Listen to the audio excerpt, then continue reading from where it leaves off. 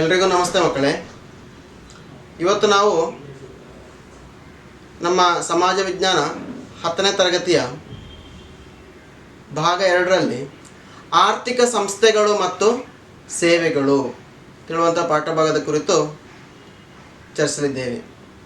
ನಿಮಗೆಲ್ಲ ಗೊತ್ತಿರ್ಬೋದು ಆರ್ಥಿಕ ಸಂಸ್ಥೆಗಳು ಮತ್ತು ಸೇವೆಗಳು ಏನು. ಆರ್ಥಿಕ ಸಂಸ್ಥೆಗಳು ಅಂದರೆ ಏನು ಅಂತ, ಅದೇ ರೀತಿಯಲ್ಲಿ ಆರ್ಥಿಕ ಸಂಸ್ಥೆಗಳು ನೀಡುವಂತಹ ಸೇವೆಗಳೇನು, ಇದರ ಕುರಿತು ನಿಮಗೆ ಸಣ್ಣದಾದಂಥ ಒಂದು ಐಡಿಯಾವನ್ನು ನೀವು ಕಳೆದ ತರಗತಿಯಲ್ಲೆಲ್ಲ ಕಲ್ತಿರ್ಬೋದು. ಆದರೆ ಇವತ್ತು ನಾವು ಆರ್ಥಿಕ ಸಂಸ್ಥೆಗಳು ನೀಡುವಂತಹ ಸೇವೆಗಳ ಕುರಿತು, ಅಂದರೆ ಆರ್ಥಿಕ ಸಂಸ್ಥೆಗಳಂದರೆ ಯಾವುದಲ್ಲ, ಅದರ ಸೇವೆಗಳು ಅಂದರೆ ನಿಮಗೆ ಸುಲಭದಲ್ಲಿ ಅರ್ಥ ಮಾಡಿಕೊಳ್ಳಲಿಕ್ಕೆ ಬ್ಯಾಂಕ್ ಅಂತ ಹೇಳುವಾಗ ನಿಮಗೆಲ್ಲ ಸುಲಭದಲ್ಲಿ ಅರ್ಥ ಆಗಿರ್ಬೋದು. ಹಣ, ಬ್ಯಾಂಕ್, ಅದಕ್ಕೆ ಸಂಬಂಧಪಟ್ಟಂಥ ವಿಷಯಗಳ ಕುರಿತು ನಾವು ಚರ್ಚಿಸಲಿದ್ದೇವೆ. ನಿಮ್ಮ ಕೈಯಲ್ಲಿರುವಂತಹ ನೋಟುಗಳು, ನೀವು ಕೆಲವು ನಿಮ್ಮ ಕೈಯಲ್ಲಿ 10 ರೂಪಾಯಿಯೋ 20 ರೂಪಾಯಿಯೋ 50 ರೂಪಾಯಿ ನೋಟ್ಗಳಿರ್ಬೋದು. ಅದರಲ್ಲಿ ಆ ನೋಟ್ಗಳನ್ನು ನಮಗೆ ಗಮನಿಸಿ ನೋಡಿ, ಭಾರತದಲ್ಲಿ ಯಾವೆಲ್ಲ ನೋಟುಗಳು ಚಲಾವಣೆಯಲ್ಲಿವೆ. ನಿಮಗೆಲ್ಲ ಗೊತ್ತಿರ್ಬೋದು ನೋಟ್ ಬ್ಯಾನ್ ಮಾಡಿದ ಕತೆ. ನಮಗೆ ಮೊದಲೆಲ್ಲ ಹಳೆ 500 ರೂಪಾಯಿ ನಮಗೆ ನೆನಪಿರ್ಬೋದು, ಹಳೆ 1000 ರೂಪಾಯಿ ನೋಟ್ ನೆನಪಿರ್ಬೋದು.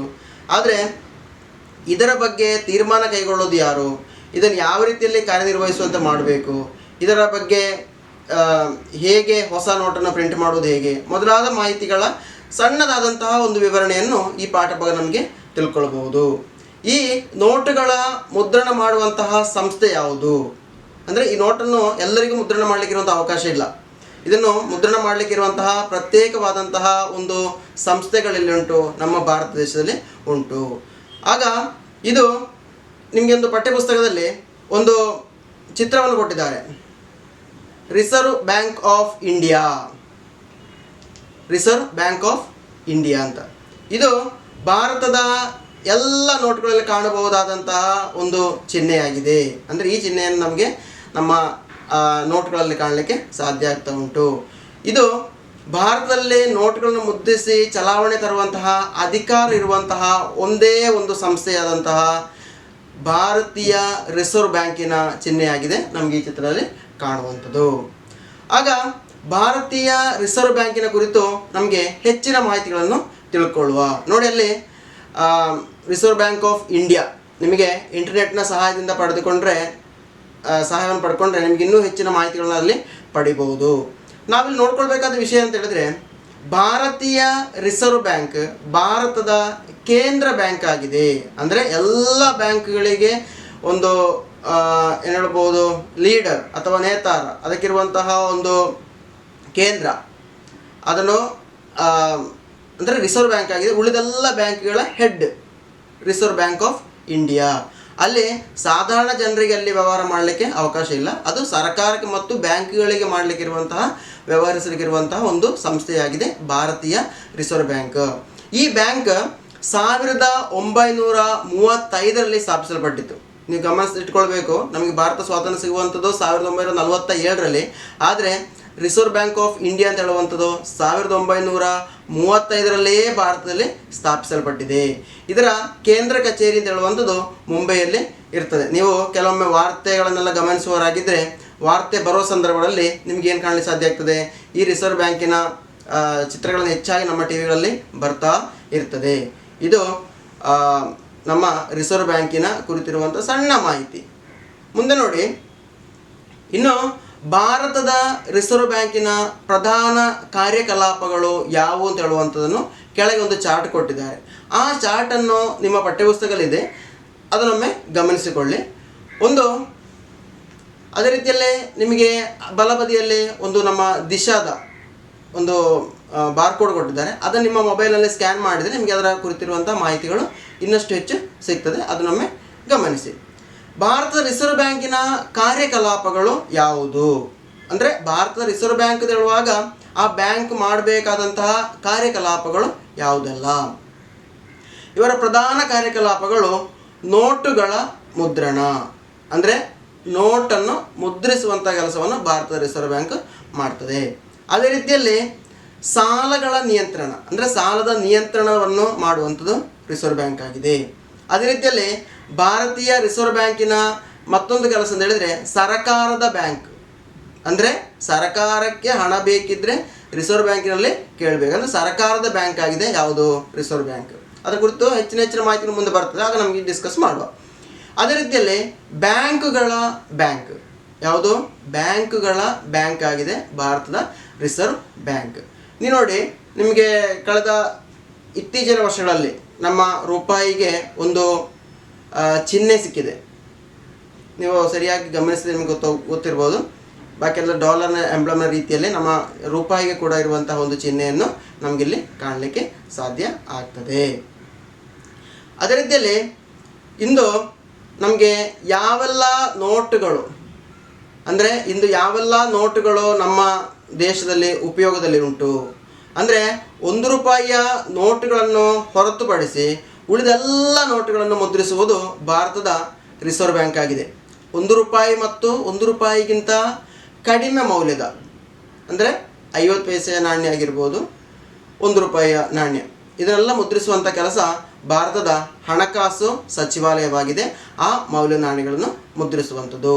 ಅದೇ ರೀತಿಯಲ್ಲಿ ನೋಟುಗಳನ್ನು ಮುದ್ರಿಸುವಾಗ ಅದಕ್ಕೆ ಏನು ಮಾಡಬೇಕಂತ ಹೇಳಿದರೆ, ಉದಾಹರಣೆಗೆ 1,000 ರೂಪಾಯಿಯ ನೋಟನ್ನು ಮುದ್ರಿಸುವಾಗ ಅಷ್ಟೇ ಮೌಲ್ಯದ ಚಿನ್ನ ಅಥವಾ ವಿದೇಶಿ ನಾಣ್ಯ, ಚಿನ್ನ ಹಾಗೂ ವಿದೇಶಿ ನಾಣ್ಯವನ್ನು ಭದ್ರತಾ ಠೇವಣಿಯಾಗಿ ಇರಿಸಬೇಕು. ಅಂದರೆ 100 ರೂಪಾಯಿ ಅಥವಾ 1000 ರೂಪಾಯಿ, ಎಷ್ಟೇ ರೂಪಾಯಿಯ ಅಂದರೆ ಕೋಟಿಗಟ್ಟಲೆ ರೂಪಾಯಿಯನ್ನು ನಾವು ಭಾರತೀಯ ರಿಸರ್ವ್ ಬ್ಯಾಂಕ್ ಮುದ್ರಣ ಮಾಡೋ ಸಂದರ್ಭದಲ್ಲಿ ಅಷ್ಟೇ ಮೌಲ್ಯದ ಏನಿಡಬೇಕು? ಚಿನ್ನವನ್ನು ಇಟ್ಟಬೇಕು. ಭಾರತ ರಿಸರ್ವ್ ಬ್ಯಾಂಕ್ ಏನು ಮಾಡಲಿಕ್ಕೆ? ನಮ್ಮ ನೋಟುಗಳ ಮುದ್ರಣ ಮಾಡಲಿಕ್ಕೆ ಇರುವಂಥ ಒಂದು ಅವಕಾಶಗಳು. ಅದೇ ರೀತಿಯಲ್ಲಿ ಸಾಲದ ನಿಯಂತ್ರಣ ಅಂತ ಹೇಳಿದೆ ನಾನು ಆಗಲೇ. ಸಾಲದ ನಿಯಂತ್ರಣ ಅಂತ ಹೇಳುವಾಗ ಭಾರತದ ರಿಸರ್ವ್ ಬ್ಯಾಂಕ್ ನೋಟುಗಳನ್ನು ಮುದ್ರಿಸಿ ವಿತರಿಸುವ ಹಾಗೂ ಸಾಲಗಳನ್ನು ನೀಡುವ ಮೂಲಕ ಭಾರತದ ಆರ್ಥಿಕ ವ್ಯವಸ್ಥೆಯಲ್ಲಿ ಹಣದ ಲಭ್ಯತೆಯನ್ನು ನಿಯಂತ್ರಿಸುವುದು, ಸಾಲದ ನಿಯಂತ್ರಣವು ರಿಸರ್ವ್ ಬ್ಯಾಂಕಿನ ಪ್ರಧಾನ ಜವಾಬ್ದಾರಿಯಾಗಿದೆ. ಅಂದರೆ ನೋಟುಗಳನ್ನು ಮುದ್ರಿಸುತ್ತದೆ, ಅದೇ ರೀತಿ ಅದನ್ನು ವಿತರಿಸ್ತದೆ. ಆ ವಿತರಿಸಿದ ಹಣವನ್ನು ಏನು ಮಾಡಬೇಕು? ಸಾಲಗಳನ್ನು ನೀಡುವ ಮೂಲಕ ಆರ್ಥಿಕ ವ್ಯವಸ್ಥೆಯ ಬಗ್ಗೆ ಇರುವಂತಹ ಲಭ್ಯತೆಯನ್ನು, ಹಣದ ಲಭ್ಯತೆಗಳನ್ನೆಲ್ಲ ನಿಯಂತ್ರಿಸುವಂಥದ್ದು. ಇದನ್ನೆಲ್ಲ ಮಾಡುವಂಥದ್ದು ಸಾಲ ನೀಡುವ ಮೂಲಕ ಮಾಡುವಂಥ ಕೆಲಸವಾಗಿದೆ. ಅದೇ ರೀತಿಯಲ್ಲಿ ಸಾಲದ ನಿಯಂತ್ರಣವು ರಿಸರ್ವ್ ಬ್ಯಾಂಕಿನ ಪ್ರಧಾನ ಜವಾಬ್ದಾರಿಯಾಗಿದೆ. ಅಂದರೆ ಯಾವ ರೀತಿಯಲ್ಲಿ ಸಾಲ ಕೊಡಬಹುದು, ಯಾವ ರೀತಿಯಲ್ಲಿ ಸಾಲವನ್ನು ಕೊಡಬೇಕು, ಅದಕ್ಕಿರುವಂತಹ ನಿಯಂತ್ರಣದ ಕೆಲಸಗಳನ್ನೆಲ್ಲ ಮಾಡುವಂಥದ್ದು ಯಾವುದು? ಭಾರತದ ರಿಸರ್ವ್ ಬ್ಯಾಂಕಿನ ಜವಾಬ್ದಾರಿಯಾಗಿದೆ ನಮಗೆ ಇಲ್ಲಿ ಕಾಣುವಂಥದ್ದು. ಅದೇ ರೀತಿಯಲ್ಲಿ ಬಡ್ಡಿ ದರ ನಿಮಗೆಲ್ಲ ಗೊತ್ತಿರ್ಬೋದು. ಯಾವುದು? ರಿಸರ್ವ್ ಬ್ಯಾಂಕ್ ಆಗಿದೆ ಬಡ್ಡಿ ದರವನ್ನು ನಿಶ್ಚಯಿಸುವಂಥದ್ದು. ಬಡ್ಡಿ ದರದಲ್ಲಿನ ಬದಲಾವಣೆಯನ್ನು ತರಲು ಕೂಡ ಯಾವುದು? ಈ ರಿಸರ್ವ್ ಬ್ಯಾಂಕ್ ಆಗಿ ತೀರ್ಮಾನ ಮಾಡುವಂಥದ್ದು. ಬಡ್ಡಿ ದರವು ಅಧಿಕವಾಗುವಾಗ ಸಾಲದ ಪ್ರಮಾಣವು ಕಡಿಮೆ ಆಗ್ತದೆ. ಉದಾಹರಣೆಗೆ ಹೆಚ್ಚಿನ ಬಡ್ಡಿ ಬೇಕು ಅಂತೇಳಿ ಬ್ಯಾಂಕ್ ನಮ್ಮಲ್ಲಿ ಕೇಳುವಾಗ ನಾವೇನು ಮಾಡ್ತೇವೆ? ಸಾಲ ತೆಗೆಯುವುದು ಕಡಿಮೆ ಮಾಡ್ತೇವೆ. ನಮಗೆ ಕಡಿಮೆ ಬಡ್ಡಿಗೆ ಹಣ ಸಾಲವಾಗಿ ಸಿಗೋದಿದ್ದರೆ ನಾವೇನು ಮಾಡ್ತೇವೆ? ಹಣ ಜಾಸ್ತಿ ಸಾಲ ಪಡಿತೇವೆ. ಅದು ಎಲ್ಲರೂ ಅಷ್ಟೇ. ಅಂದರೆ ನಮ್ಮ ಕೈಯಲ್ಲಿ ಹಣ ಬೇಕಷ್ಟಿದ್ದರೆ ನಾವೇನು ಮಾಡ್ತೇವೆ? ಜಾಸ್ತಿ ಖರ್ಚು ಮಾಡ್ತೇವೆ. ಹಣ ಕಡಿಮೆ ಆಗಿದ್ದರೆ ನಾವೇನು ಮಾಡ್ತೇವೆ? ಖರ್ಚು ಮಾಡೋದು ಸ್ವಲ್ಪ ಕಡಿಮೆ ಮಾಡ್ತೇವೆ. ಅದೇ ರೀತಿಯಲ್ಲಿ ಇಲ್ಲೇನು ಮಾಡಿದ್ದಾರೆ ಅಂತ ಹೇಳಿದರೆ, ಸಾಲ ಪಡೆಯುವಾಗ ಏನು ಮಾಡ್ತಾರೆ ಅಂದರೆ, ಬಡ್ಡಿ ದರ ಕಡಿಮೆ ಮಾಡುವಾಗ ಸಾಲ ಪಡೆಯುವವರ ಸಂಖ್ಯೆ ಹೆಚ್ಚು, ಬಡ್ಡಿ ಹೆಚ್ಚಾಗುವಾಗ ಸಾಲ ಪಡೆಯುವವರ ಸಂಖ್ಯೆ ತುಂಬ ಕಡಿಮೆಯಾಗಿದೆ. ಇದಾಗಿದೆ ಸಾಲದ ನಿಯಂತ್ರಣದ ಮೇಲೆ ರಿಸರ್ವ್ ಬ್ಯಾಂಕಿನ ಕೆಲಸ. ಅದೇ ರೀತಿಯಲ್ಲಿ ಕೇಂದ್ರ ರಾಜ್ಯ ಸರ್ಕಾರಗಳ ಬ್ಯಾಂಕ್ ಆಗಿ ನಿರ್ವಹಿಸುವಂತಹ ಬ್ಯಾಂಕ್ ಆಗಿದೆ ನಮ್ಮ ರಿಸರ್ವ್ ಬ್ಯಾಂಕ್. ಅಂದರೆ ಕೇಂದ್ರ ಮತ್ತು ರಾಜ್ಯ ಸರ್ಕಾರಗಳ ಬ್ಯಾಂಕ್ ಆಗಿ, ಅಂದರೆ ರಾಜ್ಯ ಸರ್ಕಾರಗಳಿಗೆ ಬೇಕಾದಂಥ ಹಣವನ್ನು ನೀಡುವಂಥ ಕೆಲಸ, ಅದೇ ರೀತಿಯಲ್ಲಿ ಮೊದಲಾದ ಕೆಲಸಗಳಿಗೆಲ್ಲ ಯಾವುದು ಈ ರಿಸರ್ವ್ ಬ್ಯಾಂಕ್ ಆಗಿದೆ, ಇದನ್ನು ಆಶ್ರಯಿಸಿಕೊಂಡಿರುವಂಥದ್ದು. ಬ್ಯಾಂಕಿನ ಇನ್ನೊಂದು ಪ್ರಧಾನ ಕೆಲಸವಾಗಿದೆ ಯಾವುದು, ಈ ರೀತಿಯಲ್ಲಿ ಕೇಂದ್ರ ರಾಜ್ಯ ಸರ್ಕಾರಗಳ ಬ್ಯಾಂಕ್ ಆಗಿ ಕಾರ್ಯನಿರ್ವಹಿಸುವಂಥದ್ದು. ಇದರಂತೆ ಕೇಂದ್ರ ರಾಜ್ಯ ಸರ್ಕಾರಗಳಿಂದ ಠೇವಣಿಗಳನ್ನು ಸ್ವೀಕರಿಸ್ತಾ ಉಂಟು, ಅವುಗಳಿಗೆ ಸಾಲವನ್ನು ನೀಡುವಂಥದ್ದು. ಅಂದರೆ ಠೇವಣಿ ತೆಳುವಾಗ ಬಾಂಡನ್ನು ಸ್ವೀಕರಿಸುವಂಥ ಹಣವನ್ನು ಸ್ವೀಕರಿಸ್ತಾ ಉಂಟು. ಅಂದರೆ ಕೇಂದ್ರ ರಾಜ್ಯ ಸರ್ಕಾರದಿಂದ ಹಣವನ್ನು ಸ್ವೀಕರಿಸಿಕೊಂಡು ಅವುಗಳಿಗೆ ಸಾಲವನ್ನು ಕೊಡುವಂಥದ್ದು. ಅಂದರೆ ಸರ್ಕಾರದ ಯಾವುದಾದ್ರು ಒಂದು ಇದನ್ನು ನಾವೇನು ಮಾಡಬೇಕು, ಠೇವಣಿಯಾಗಿ ಅಲ್ಲಿ ಇಡಬೇಕು. ಆಗ ಸರ್ಕಾರ ಏನು ಮಾಡ್ತದೆ, ನಮಗೆ ಸಾಲವನ್ನು ಕೊಡುವಂಥ ಕೆಲಸವನ್ನು ಮಾಡ್ತದೆ. ಮತ್ತು ಇತರ ಬ್ಯಾಂಕಿಂಗ್ ಸೇವೆಗಳನ್ನು ಕೂಡ ಯಾವ್ದು ನೀಡ್ತಾ ಉಂಟು, ಈ ರಿಸರ್ವ್ ಬ್ಯಾಂಕ್ಗಳಲ್ಲಿ ನೀಡಲಿಕ್ಕೆ ಸಾಧ್ಯ ಆಗ್ತಾ ಉಂಟು. ಸರ್ಕಾರಗಳಿಗೆ ನೀಡುವಂಥ ಎಲ್ಲ ಸೇವೆಗಳಿಗೂ ಯಾವುದೇ ರೀತಿಯ ಪ್ರತಿಫಲವನ್ನು ಯಾವುದು ಕೇಳುವುದಿಲ್ಲ, ರಿಸರ್ವ್ ಬ್ಯಾಂಕ್ ಕೇಳುವುದಿಲ್ಲ. ನಿಮಗೆಲ್ಲ ಗೊತ್ತಿರಬಹುದು, ಪ್ರತಿ ನೋಟ್ನ ಕೆಳಗೆ ಒಂದು ನಂಬರ್ ಇರ್ತದೆ, ನೋಟ್ನ ನಂಬರು.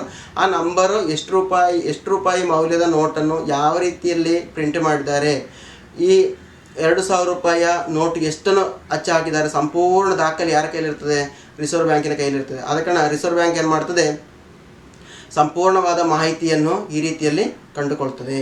ಇದಾಗಿದೆ ನಾವು ಪ್ರಧಾನವಾಗಿ ತಿಳ್ಕೊಳ್ಬೇಕಾದಂಥ ಮತ್ತೊಂದು ವಿಷಯ. ಇನ್ನು ಯಾವುದು, ಬ್ಯಾಂಕುಗಳ ಬ್ಯಾಂಕ್, ಇದೊಂದು ನೀವು ಗಮನಿಸಬೇಕಾದಂಥ ಅಂಶ. ರಿಸರ್ವ್ ಬ್ಯಾಂಕ್ ಹೇಳುವಂಥದ್ದು ಎಲ್ಲ ಬ್ಯಾಂಕುಗಳ ಬ್ಯಾಂಕ್ ಆಗಿ ಕಾರ್ಯನಿರ್ವಹಿಸುವಂತಹ ಬ್ಯಾಂಕ್ ಆಗಿದೆ.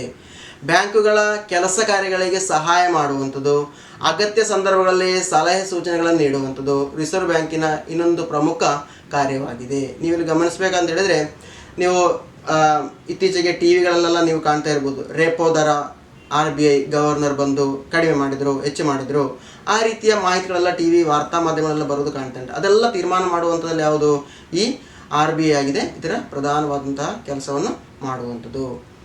ಅದೇ ರೀತಿಯಲ್ಲಿ ಎಲ್ಲ ಬ್ಯಾಂಕುಗಳು ಹಣಕ್ಕೆ ಸಂಬಂಧಿಸಿದ ವಿಚಾರಗಳಿಗೆ ಕೊನೆಯ ಆಶ್ರಯವಾಗಿ ರಿಸರ್ವ್ ಬ್ಯಾಂಕ್ ಕಾರ್ಯನಿರ್ವಹಿಸ್ತಾ ಉಂಟು.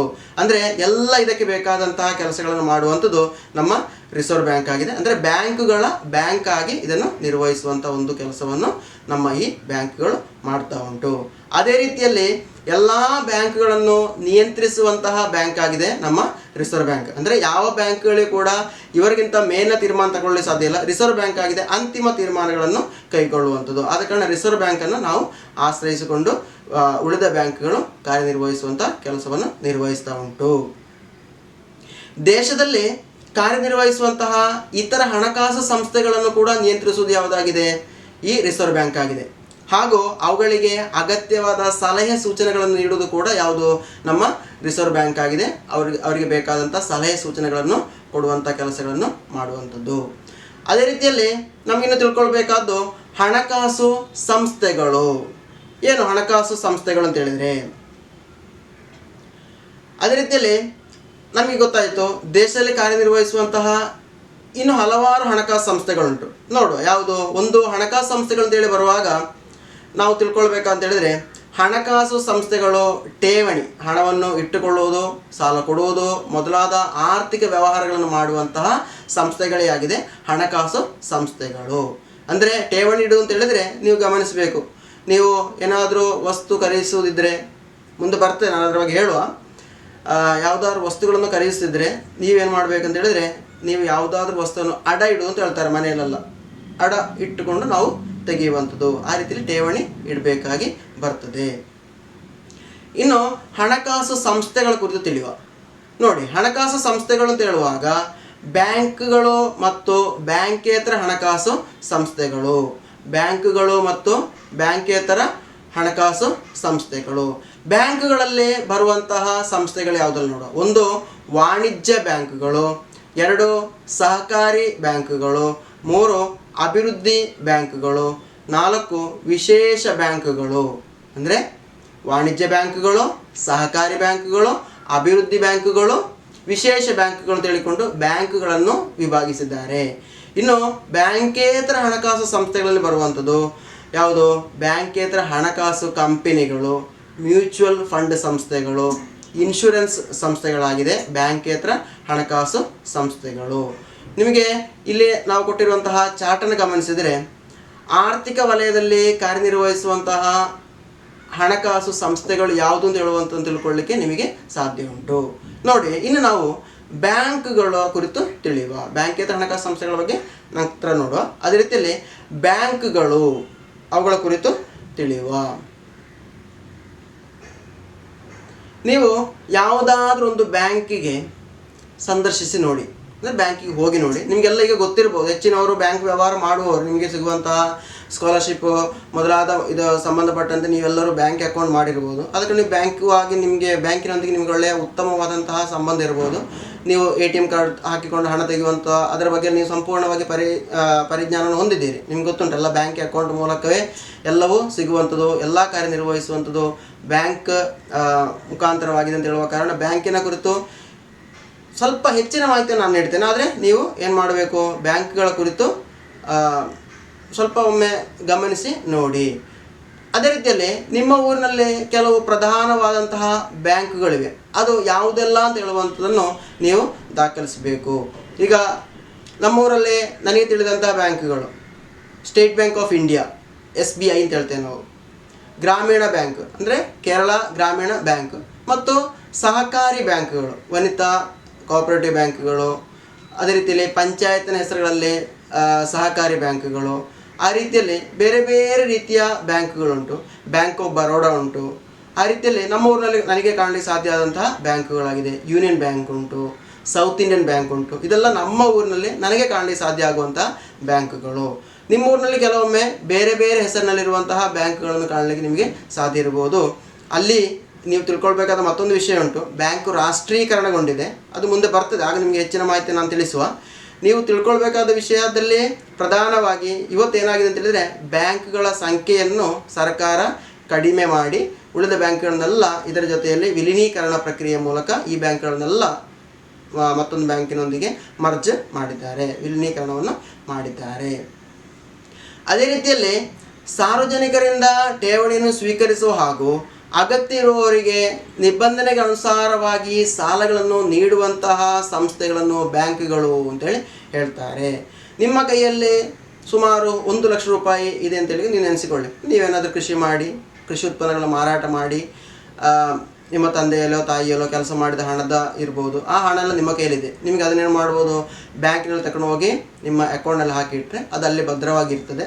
ಆ ಹಣಕ್ಕೆ ನಿಮಗೆ ಬ್ಯಾಂಕ್ ಏನು ಮಾಡ್ತಾ ಉಂಟು, ಬಡ್ಡಿಯನ್ನು ಕೊಡ್ತಾ ಉಂಟು.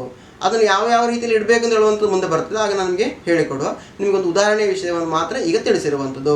ಓಕೆ, ನಿಮ್ಮಲ್ಲಿ 1 ಲಕ್ಷ ರೂಪಾಯಿ ಹಣವನ್ನು ಇಟ್ಟಾಗ ನಿಮಗೆ ಅದಕ್ಕೆ ಏನು ಮಾಡ್ತದೆ, ಬ್ಯಾಂಕು ನಿಮಗೆ ಬಡ್ಡಿಯನ್ನು ಕೊಡ್ತದೆ. ಆಯಿತು. ಇನ್ನು ನಿಮಗೆ 2 ಲಕ್ಷ ರೂಪಾಯಿಯ ಅಗತ್ಯ ಉಂಟು. 1 ಲಕ್ಷ ರೂಪಾಯಿ ನಿಮ್ಮದು ಬ್ಯಾಂಕಲ್ಲಿ ನೀವು ಇಟ್ಟಿದ್ದೀರಿ, ನಿಮಗೆ 1 ಲಕ್ಷ ರೂಪಾಯಿ ಸಾಲ ಬೇಕು, ಆಗ ಒಂದು 2 ಲಕ್ಷ ರೂಪಾಯಿ ನಿಮಗೆ ಬೇಕು.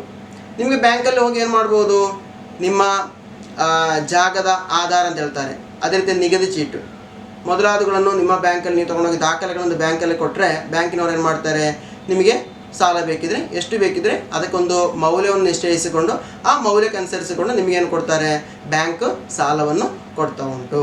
ಆ ಸಾಲವನ್ನು ನೀವು ತಗೊಳ್ಳುವಾಗ ನೀವು ಬ್ಯಾಂಕಿಗೆ ಏನು ಮಾಡಬೇಕು, ಉದಾಹರಣೆ 1 ಲಕ್ಷ ರೂಪಾಯಿ ತಗೊಂಡ್ರೆ ಆ 1 ಲಕ್ಷ ರೂಪಾಯಿಗೆ ಇಂತಿಷ್ಟು ಮೊತ್ತದ ಬಡ್ಡಿ ಅಂತೇಳಿ ಇದೆ. ಆ ಬಡ್ಡಿಯನ್ನು ನೀವು ಯಾರಿಗೆ ಕೊಡಬೇಕು, ಬ್ಯಾಂಕಿಗೆ ಕೊಡಬೇಕು. ಆ ರೀತಿಯಲ್ಲಿ ಸಾಲಗಳನ್ನು ನೀಡುವ ಮತ್ತು ಹಣವನ್ನು ಸ್ವೀಕರಿಸುವಂತಹ ಕೆಲಸ ನಿರ್ವಹಿಸುವಂತಹ ಸಂಸ್ಥೆಯನ್ನು ಎಂತೇಳಿ ಕರಿತೇವೆ, ಬ್ಯಾಂಕ್ ಅಂತೇಳಿ ಕರಿತೇವೆ. ಭಾರತೀಯ ರಿಸರ್ವ್ ಬ್ಯಾಂಕ್ ನಿಗದಿಪಡಿಸಿದ ಸಾಮಾನ್ಯ ನಿಯಮಾವಳಿಗೆ ಹಾಗೂ ಮಾನದಂಡಗಳಿಗೆ ಆಧಾರದಲ್ಲಾಗಿದೆ ಈ ಬ್ಯಾಂಕ್ಗಳೆಲ್ಲ ಕಾರ್ಯನಿರ್ವಹಿಸುವಂಥದ್ದು. ಸ್ವಂತ ಇಚ್ಛೆಗೆ ಅನುಸಾರವಾಗಿ ಬ್ಯಾಂಕ್ಗಳಿಗೆ ಏನು ಮಾಡಲಿಕ್ಕೆ ಆಗೋದಿಲ್ಲ, ತೀರ್ಮಾನಗಳನ್ನು ಕೈಗೊಳ್ಳಲಿಕ್ಕೆ ಸಾಧ್ಯ ಆಗುವುದಿಲ್ಲ. ಎಲ್ಲವನ್ನು ನಿಯಂತ್ರಿಸುವಂಥದ್ದು ಯಾವುದು, ಈ ರಿಸರ್ವ್ ಬ್ಯಾಂಕ್ ಆಗಿದೆ. ಹೇಳ್ತದೆ ಇಷ್ಟು ರೂಪಾಯಿಯ ಬಡ್ಡಿ ನೀವು ಪಡಿಬಹುದು, ಇಷ್ಟು ರೂಪಾಯಿಗೆ ನಿಮಗೆ ಸಾಲವನ್ನು ಕೊಡ್ಬೋದು. ಅದಕ್ಕೆಲ್ಲ ಒಂದು ಮಾನದಂಡಗಳನ್ನು ಇಟ್ಕೊಂಡಿದ್ದಾರೆ. ಅದರ ಆಧಾರದಲ್ಲಾಗಿದೆ ನಮಗೆ ಏನು ಮಾಡುವಂಥದ್ದು, ಈ ಬ್ಯಾಂಕುಗಳೆಲ್ಲ ಸಾಲವನ್ನು ಕೊಡುವಂಥದ್ದು, ಹಣವನ್ನು ಸ್ವೀಕರಿಸಿ ಇಟ್ಟುಕೊಳ್ಳುವಂಥದ್ದು. ನೋಡಿ, ಅಲ್ಲೊಂದು ಫ್ಲೋ ಚಾರ್ಟನ್ನು ನೀಡಿದ್ದಾರೆ. ಬ್ಯಾಂಕುಗಳು ಏನು ಮಾಡ್ತಾ ಉಂಟು, ಏನು ಮಾಡ್ತಾ ಉಂಟು, ಜನರಿಂದ, ಜನಸಾಮಾನ್ಯರು, ಸಂಸ್ಥೆಗಳು, ಸರ್ಕಾರ ಎಂಬುಗಳಿಂದ ಹಣವನ್ನು ಬ್ಯಾಂಕ್ ಏನು ಮಾಡ್ತಾ ಉಂಟು, ಠೇವಣಿಯಾಗಿ ಸ್ವೀಕರಿಸ್ತದೆ. ಅಂದರೆ ನಿಮ್ಮ ಕೈಯಿಂದ ಹಣವನ್ನು ಬ್ಯಾಂಕ್ ಏನು ಮಾಡ್ತಾ ಉಂಟು, ತೆಗೆದುಕೊಳ್ತಾ ಉಂಟು. ಆ ತೆಗೆದುಕೊಂಡ ಹಣವನ್ನು ಏನು ಮಾಡ್ತಾ ಉಂಟು, ಮರುಭಾಗದಲ್ಲಿ ಹಣ ಇಲ್ಲದೇ ಇರುವವನಿಗೆ, ಉದಾಹರಣೆಗೆ ಇವರು 1 ಲಕ್ಷ ರೂಪಾಯಿಯನ್ನು ಬ್ಯಾಂಕಲ್ಲೇ ಇಟ್ಟರೆ ಅವ್ರಿಗೇನು ಮಾಡ್ತದೆ, ಬ್ಯಾಂಕು ಬಡ್ಡಿ ರೂಪದಲ್ಲಿ ಕೊಡ್ತದೆ. ಉದಾಹರಣೆಗೆ 1 ಲಕ್ಷ ರೂಪಾಯಿಗೆ 6.5% ಆದರೆ ನಿಮ್ಗೆ 1 ವರ್ಷ ಕಳೆದ ಕೂಡಲೇ 6.5% ಸೇರಿಸಿ 1 ಲಕ್ಷ ರೂಪಾಯಿ ಪ್ಲಸ್ ಈ ಹಣವನ್ನು ನಿಮ್ಗೆ ಏನು ಮಾಡ್ತಾ ಉಂಟು, ಬಡ್ಡಿ ರೂಪದಲ್ಲಿ ವಾಪಸ್ಸು ಕೊಡ್ತಾ ಉಂಟು. ಮರುಭಾಗದಲ್ಲೇ 1 ಲಕ್ಷ ರೂಪಾಯಿ ಬೇರೊಬ್ಬ ಸಾಲ ಪಡೆಯಲಿಕ್ಕೆ ಬೇಕಾಗಿ ಬ್ಯಾಂಕಿಗೆ ಬಂದರೆ ಅಲ್ಲಿ ಕೆಲವೊಮ್ಮೆ ಏನಿರ್ಬೋದು, 12% ಬಡ್ಡಿಯಾಗಿರ್ತದೆ. ಆಗ ಅವನು ಮರುಪಾವತಿ ಮಾಡುವಾಗ 1 ಲಕ್ಷ ರೂಪಾಯಿ ಪ್ಲಸ್ ಈ 12% ಏನನ್ನು ಕೊಡಬೇಕು, ಬಡ್ಡಿಯನ್ನು ಬ್ಯಾಂಕಿಗೆ ಕೊಡಬೇಕು. ಅಂದರೆ ಆ ರೀತಿಯಲ್ಲಿ ಆಗಿದೆ ಬ್ಯಾಂಕ್ ನಡೆಸುವಂಥದ್ದು. ಬ್ಯಾಂಕ್ ಒಂದು ಮಧ್ಯವರ್ತಿಯಾಗಿದೆ. ಅಂದರೆ ಬ್ಯಾಂಕಿಗೆ ಮಾತ್ರ ಹಣವನ್ನು ಕೊಡಲಿಕ್ಕಿರುವಂತಹ ಹಕ್ಕಿರುವಂಥದ್ದು. ಸಿಕ್ಕಿದವರೆಲ್ಲ ಹಣವನ್ನು ಕೊಟ್ಟು ಆ ಹಣಕ್ಕೆ ಇಲ್ಲಿ ಏನಿಲ್ಲ, ದಾಖಲೆ ಇಲ್ಲ. ಅದೇ ರೀತಿಯಲ್ಲಿ ಬ್ಯಾಂಕ್ ಏನು ಮಾಡ್ತಾ ಉಂಟು, ಠೇವಣಿ ಮೊತ್ತವನ್ನು ಬಡ್ಡಿ ಸಹಿತ ಹಿಂತಿರುಗಿಸಿ ಕೊಡ್ತಾ ಉಂಟು. ಹಣ ಇಟ್ಟವನಿಗೆ ಬಡ್ಡಿ ಸಹಿತ ಹಿಂತಿರುಗಿಸಿ ಕೊಡ್ತಾ ಉಂಟು. ಹಣವನ್ನು ಸಾಲವಾಗಿ ಪಡೆದವನು ಏನು ಮಾಡ್ತಾ ಉಂಟು, ಅವನಿಂದ ಬಡ್ಡಿ ಸಹಿತ ವಸೂಲಿ ಮಾಡುವಂತಹ ಕೆಲಸಗಳನ್ನು ಯಾವ್ದು ಮಾಡ್ತಾ ಉಂಟು, ಈ ಬ್ಯಾಂಕ್ಗಳು ಮಾಡ್ತಾ ಉಂಟು. ಅದೇ ರೀತಿಯಲ್ಲಿ ನಮ್ಗೆ ಈಗಾಗಲೇ ಇದರಲ್ಲಿ ಯಾವುದು ಬಡ್ಡಿ, ಅದೇ ರೀತಿಯಲ್ಲಿ ಸಾಲ ನೀಡಿದಾಗಲೂ ಕೂಡ ಬಡ್ಡಿಯನ್ನು ಪಡೆಯುವಂಥದ್ದು, ಅದರ ಬಗ್ಗೆ ನೀವು ತಿಳ್ಕೊಂಡಿದ್ದೀರಿ. ಅದೇ ರೀತಿಯಲ್ಲಿ ಸಾಲಕ್ಕೆ ನೀಡುವ ಬಡ್ಡಿಯು ಠೇವಣಿಗೆ ನೀಡುವ ಬಡ್ಡಿಗಿಂತ ಹೆಚ್ಚಾಗಿದೆ. ಅಂದರೆ ನೀವಿಟ್ಟ ಹಣಕ್ಕೆ ನಿಮಗೆ 6.5% ನಾನು ಆಗಲೇ ಹೇಳಿದ್ದೇನೆ. ಅದೇ ರೀತಿಯಲ್ಲಿ ನೀವು ಸಾಲ ತೆಗೆದಾಗ ನೀವೇನು ಮಾಡಬೇಕು, ಈ 12% ಕೊಡಬೇಕು. 6.5 ಅನ್ನು ನೀವು 12%ನಿಂದ 12% ನೀವು ಕಳೆದಾಗ ಸಿಗುವಂತಹ, ಉದಾಹರಣೆ ಹೇಳುವಂಥದ್ದು ಇದು, ಎಲ್ಲ ಬ್ಯಾಂಕಲ್ಲಿ ಒಂದೇ ರೀತಿ ಆಗಿರಬೇಕಾಗಿಲ್ಲ. 6.5 ಕಳೆದಾಗ ಈ 5.5 ಅಂತ ಹೇಳುವಂಥದ್ದು ಈ ಬ್ಯಾಂಕಿಗೆ ಸಿಗುವಂಥ ಲಾಭ. ಈ ಹಣವಾಗಿದೆ ಬ್ಯಾಂಕಿನ ಯಾವುದು ಆದಾಯ, ಬ್ಯಾಂಕಿಗೆ ಬರುವಂಥ ಇನ್ಕಮ್, ಬ್ಯಾಂಕಿಗೆ ಸಿಗುವಂಥ ಆದಾಯ ಅಂತ ಹೇಳುವಂಥದ್ದು 5% ಆಗಿದೆ ನಮಗಿಲ್ಲಿ ಕಾಣಲಿಕ್ಕೆ ಸಾಧ್ಯ ಆಗುವಂಥದ್ದು. ಇನ್ನು ನಿಮ್ಮ ಊರಲ್ಲಿ ಬ್ಯಾಂಕ್ಗಳಿರ್ಬೋದು. ಈ ಮೇಲಿನ ಚಾರ್ಟಿನ ಆಧಾರದಲ್ಲಿ ನೀವು ಬ್ಯಾಂಕನ್ನು ಒಮ್ಮೆ ಸಂದರ್ಶಿಸಿ ನೋಡಿ. ಆಗ ನಿಮಗೆ ಅಲ್ಲಿ ಬ್ಯಾಂಕಲ್ಲಿ ಏನು ಮಾಡ್ತಾರೆ, ಇದಕ್ಕಿರುವಂತಹ ಒಂದು ಚಾರ್ಟನ್ನೆಲ್ಲ ಅಲ್ಲಿ ಹಾಕಿದ್ದಾರೆ. ಆ ರೀತಿ ನಿಮಗೆ ಇದರ ಬಗ್ಗೆ ಇರುವಂತಹ ಹೆಚ್ಚಿನ ಮಾಹಿತಿಗಳನ್ನು ಪಡ್ಕೊಳ್ಬಹುದು. ಅದೇ ರೀತಿಯಲ್ಲಿ ಭಾರತದಲ್ಲಿ ಬ್ಯಾಂಕ್ಗಳ ಬೆಳವಣಿಗೆ,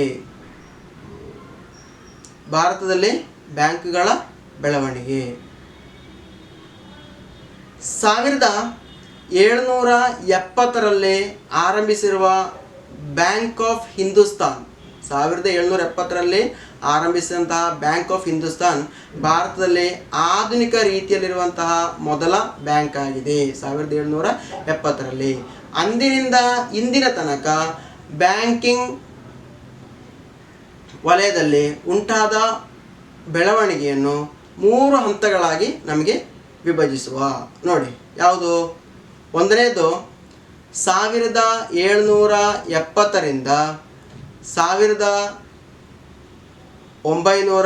1969ರವರೆಗಿನ ಬ್ಯಾಂಕ್ಗಳು. ಅಂದರೆ ರಾಷ್ಟ್ರೀಕರಣ, ನಿಮ್ಗೆ ಗೊತ್ತಿರ್ಬೋದು, ಪ್ರಧಾನಮಂತ್ರಿ ಆಗಿರುವಾಗ, ಯಾರು ಇಂದಿರಾ ಗಾಂಧಿಯವರು ಪ್ರಧಾನಮಂತ್ರಿ ಆಗಿರುವಾಗ ಹಲವಾರು ಬ್ಯಾಂಕ್ಗಳನ್ನು ರಾಷ್ಟ್ರೀಕರಣಗೊಳಿಸಿದರು. ಹಾಗೆ 1969ರಲ್ಲಿ ಬ್ಯಾಂಕ್ಗಳ ರಾಷ್ಟ್ರೀಕರಣದವರೆಗೆ ಇನ್ನ ಕಾಲವನ್ನು ಆರಂಭಿಕ ಹಂತ ಅಂತೇಳಿ ಕರೀತಾರೆ.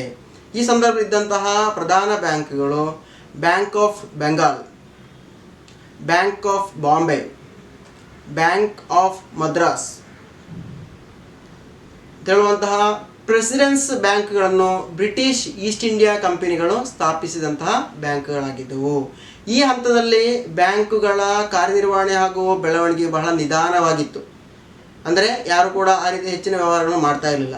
ಇನ್ನು 1969ರಿಂದ 1990ರವರೆಗಿನ 2ನೇ ಹಂತದಲ್ಲಿ ಬ್ಯಾಂಕುಗಳು ಏನು ಮಾಡಿದವು ಅಂತ ಹೇಳಿದ್ರೆ, ಹೆಚ್ಚಿನ ಕಾರ್ಯನಿರ್ವಹಣೆ ಮೂಲಕ ತೀವ್ರ ಗತಿಯಲ್ಲಿ, ಅಂದರೆ ಹೆಚ್ಚೆಚ್ಚು ಫಂಕ್ಷನಿಂಗ್ ಮಾಡುವ ಮೂಲಕ ಹೆಚ್ಚು ಬೆಳವಣಿಗೆಯನ್ನು ಹೊಂದುತ್ತಾ ಹೋಯಿತು. ನೋಡಿ, ಇಲ್ಲಿ ನಿಮ್ಮ ಪಠ್ಯಪುಸ್ತಕದ ಎಡಭಾಗದಲ್ಲಿ ಪ್ರಧಾನವಾದಂತಹ ಬ್ಯಾಂಕ್ಗಳನ್ನು ಕೊಟ್ಟಿದ್ದಾರೆ. ಯಾವುದೆಲ್ಲ ಬ್ಯಾಂಕ್ಗಳಿವೆ ಅಂತ ಹೇಳುವಂಥದ್ದು. ಆ ಬ್ಯಾಂಕ್ಗಳೆಲ್ಲ ಪ್ರಧಾನವಾದಂಥ ಬ್ಯಾಂಕ್ಗಳು. ಇವತ್ತು ಎಲ್ಲ ಬ್ಯಾಂಕ್ಗಳನ್ನು ವಿಲೀನೀಕರಣ ಪ್ರಕ್ರಿಯೆ ಮೂಲಕ ಪ್ರಧಾನ ಬ್ಯಾಂಕ್ಗಳಾಗಿ ಸ್ವಲ್ಪ ಬ್ಯಾಂಕನ್ನು ಇಟ್ಟುಕೊಂಡು ಉಳಿದ ಬ್ಯಾಂಕ್ಗಳನ್ನು ಒಟ್ಟು 12ರಷ್ಟು ಬ್ಯಾಂಕ್ಗಳು ಮಾತ್ರ ಈಗ ಇರುವಂಥದ್ದು. ಅಂದರೆ SBI, state bank of Travancore, state bank of Mysuru, ಆ ರೀತಿಯಲ್ಲಿ ಪ್ರತಿ ರಾಜ್ಯಗಳು ಬೇರೆ ಬೇರೆ ಹೆಸರಿನಿಂದ ಕರೆಯಲ್ಪಡ್ತಿದ್ದಂಥ ಬ್ಯಾಂಕ್ಗಳನ್ನೆಲ್ಲ ಭಾರತದಲ್ಲಿ ಎಲ್ಲ ಬ್ಯಾಂಕ್ಗಳನ್ನು state bank of India SBI ಅಂತ ಹೇಳುವಂಥ ರೀತಿಯಲ್ಲಿ ಏನು ಮಾಡಿದ್ದಾರೆ, ಏಕೀಕರಣಗೊಳಿಸಿದ್ದಾರೆ. ಬ್ಯಾಂಕ್ ಆಫ್ ಬರೋಡಾ ಉಂಟು. ಆ ರೀತಿಯಲ್ಲಿ ಬೇರೆ ಬೇರೆ ಬ್ಯಾಂಕ್ಗಳನ್ನೆಲ್ಲ ಒಟ್ಟು ಸೇರಿಸಿಕೊಂಡು ಒಂದು ಬ್ಯಾಂಕ್ ಆಗಿ ಬದಲಾಯಿಸಿದ್ದಾರೆ. ಸಾಮಾಜಿಕ ಅಭಿವೃದ್ಧಿಗಾಗಿಯೂ ಬ್ಯಾಂಕ್ಗಳು ಕಾರ್ಯನಿರ್ವಹಿಸಬೇಕೆಂಬ ದೃಷ್ಟಿಕೋನವು ಬ್ಯಾಂಕ್ಗಳನ್ನು ರಾಷ್ಟ್ರೀಕರಣದ ಕಡೆಗೆ ಕೊಂಡೊಯ್ಯಿತು. ಅಂದರೆ ಸಮಾಜದ ಅಭಿವೃದ್ಧಿಗಾಗಿ ಬ್ಯಾಂಕ್ಗಳು ಕಾರ್ಯನಿರ್ವಹಿಸಬೇಕು. 1969ರಲ್ಲಿ 14 ಬ್ಯಾಂಕ್ಗಳನ್ನು, 1980ರಲ್ಲಿ 6 ಬ್ಯಾಂಕ್ಗಳನ್ನು ರಾಷ್ಟ್ರೀಕರಣಗೊಳಿಸಲಾಯಿತು. ಇಷ್ಟು ಬ್ಯಾಂಕ್ಗಳನ್ನು ಏನು ಮಾಡಿದರು, ರಾಷ್ಟ್ರೀಕರಣಗೊಳಿಸಿದರು. ರಾಷ್ಟ್ರೀಕೃತ ಬ್ಯಾಂಕ್ ಆದಂತಹ ನ್ಯೂ ಬ್ಯಾಂಕ್ ಆಫ್ ಇಂಡಿಯಾ 1993ರಲ್ಲಿ ಪಂಜಾಬ್ ನ್ಯಾಷನಲ್ ಬ್ಯಾಂಕಿನೊಂದಿಗೆ ವಿಲೀನ ಆಯಿತು. ಅಂದರೆ ಹೊಸ ಹೊಸ ಬ್ಯಾಂಕ್ಗಳು ಬಂದಾಗ 1993ರಲ್ಲಿ ನ್ಯೂ ಬ್ಯಾಂಕ್ ಅಂದರೆ ರಾಷ್ಟ್ರೀಕೃತ ಬ್ಯಾಂಕ್ ಆದಂಥ ನ್ಯೂ ಬ್ಯಾಂಕ್ ಆಫ್ ಇಂಡಿಯಾವನ್ನು ಪಂಜಾಬ್ ನ್ಯಾಷನಲ್ ಬ್ಯಾಂಕಿನೊಂದಿಗೆ ಏನು ಮಾಡಿದರು, ವಿಲೀನ ಮಾಡಿದರು. ಆದ್ದರಿಂದ ಇವತ್ತು 19 ಬ್ಯಾಂಕ್ಗಳು ಇದೆ ಅಂತ ಹೇಳ್ತಾರೆ. ಇತ್ತೀಚೆಗೆ ಅವುಗಳ ಪುನಃ ಸಂಖ್ಯೆ ಕಡಿಮೆಯಾಗಿ ಸುಮಾರು 12 ಬ್ಯಾಂಕ್ಗಳಷ್ಟು ಮಾತ್ರ ಇರುವಂಥದ್ದು, ನೆನಪಿಟ್ಟುಕೊಳ್ಳಿ.